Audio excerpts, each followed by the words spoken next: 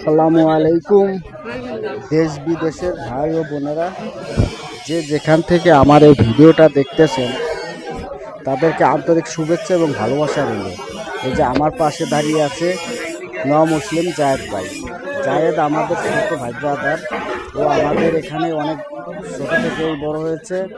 তো আল্লাহর রহমত ওর উপরে হয়েছে, তাই মুসলমান হয়েছে। বিগত 6 মাস আগে আল্লাহর পথে কিছু দান করতে চেয়েছিল, কিন্তু আমাদের ইমাম সাহেবের নেই, সে হিন্দু ছিল তাই বিদায়।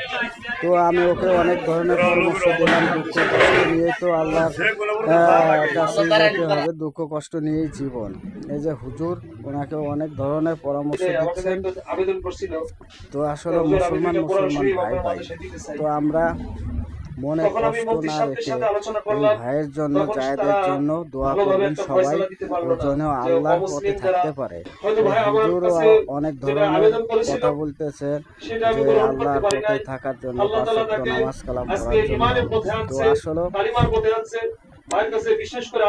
আমরা মুসলমান, কিন্তু আসলে সঠিক মুসলমান হতে পারিনি।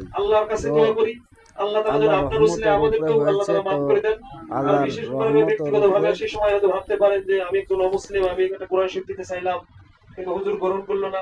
ভাই একটা দোকান নিয়েছে, সে দোকানের জন্য মিলাদের আয়োজন করা হয়েছে। তো আমরা সবাই এখানে এসেছি নামাজ বাদে, জুম্মার নামাজ শেষ করার পরে। তো জায়েদ ভাইয়ের দোকানের এখানে যাব, মিলাদের আয়োজন করছে।